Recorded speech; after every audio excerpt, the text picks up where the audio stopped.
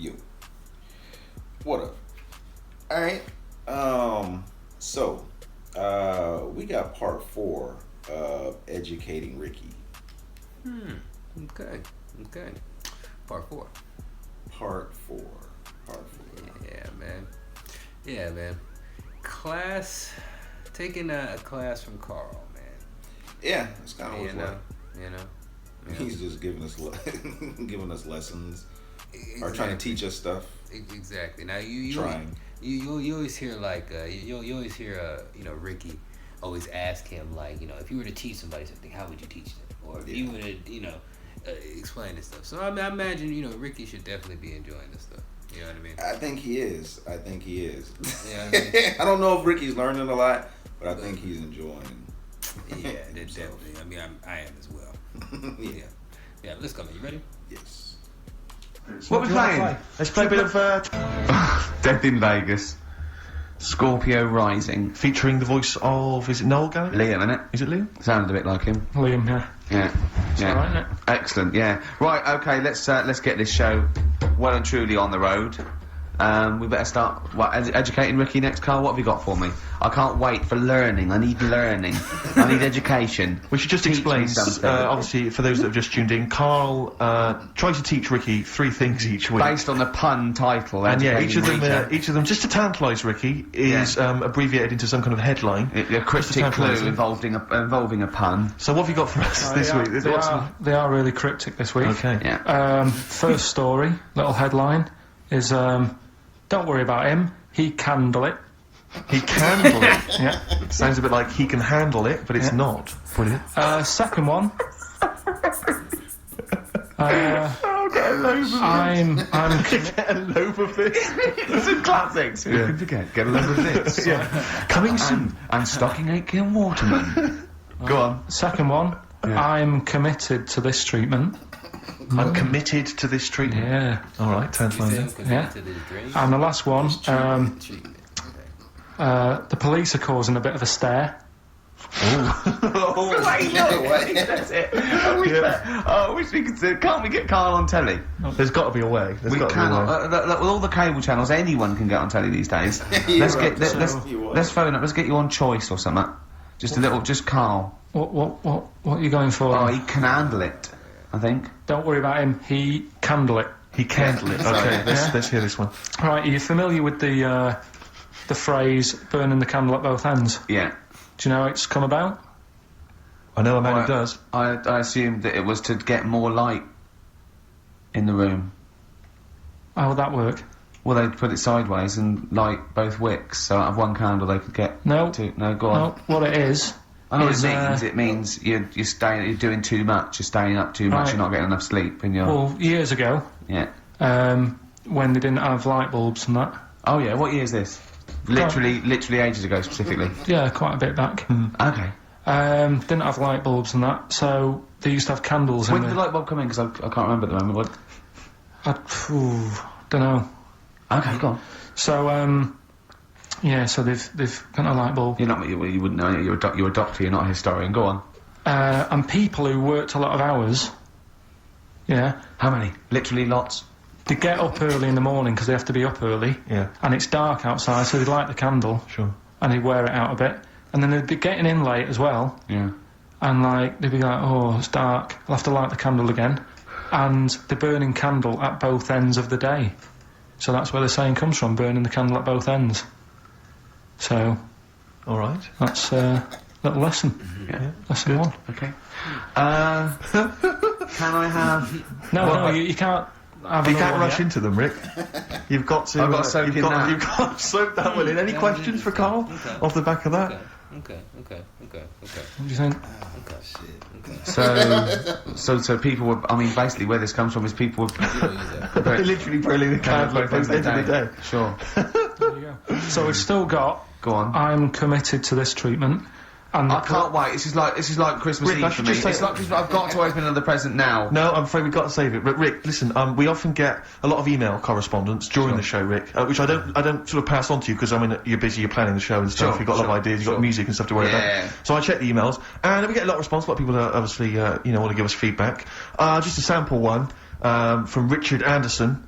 He's just emailed us in here, Rick, because he's been listening to the show. He says, Ricky, your show is appalling.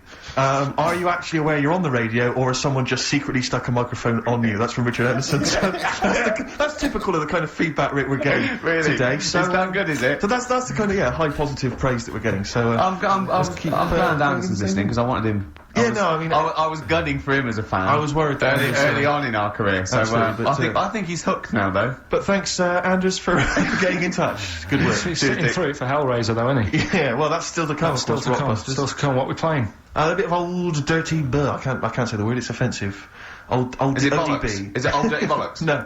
Old dirty message. Old dirty big cock. What is it? Nirvana. Amazing. We were just talking. We were getting excited with that. Yeah, got an incredible voice. Yes. And Grohl drumming it's brilliant.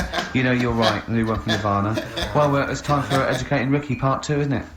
I'm excited, Carl. I'm going to learn so much from this. What's the choices again? You've got left. Still keep phoning your answers to Email, sorry, yeah. The answers to Rockbusters. Yeah. Right, okay, Educating Ricky, Part 2. Right. I'm committed to this treatment. Yeah. Is one. I've got to go for that one. Yeah? Yeah. Or the other one is the police are causing a bit of a stir. He still says it like it's the best thing he's ever come up with, which yeah, the way it is. It could be. Right, go on then. I'm committed to this treatment. Right. Do you know the saying... Is it just sayings now? Are they all sayings this week? No, they're not. Okay. No, the other one isn't.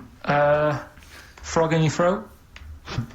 The saying, there's a frog in your throat? Yeah. I assume it's when you croak a little bit. You sound like a frog. No.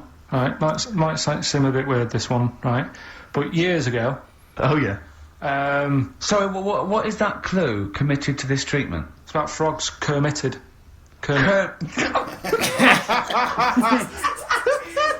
Probably works better with a K and an ER written down. Well, also, if you'd pronounced it committed, but not committed. Committed to this treatment! Right, go on then. That's genius. So, yeah. For what? You go to the doctors and you go, my throat's hurting a bit. Right. And what they did ages ago... Ages ago? What year was this approximately? We are going back quite a bit with this one. Oh, okay, go on. And the doctor would say... did history. Imagine years ago, go on. And the doctor would say, right, keep your mouth open, I need to look at your tonsils.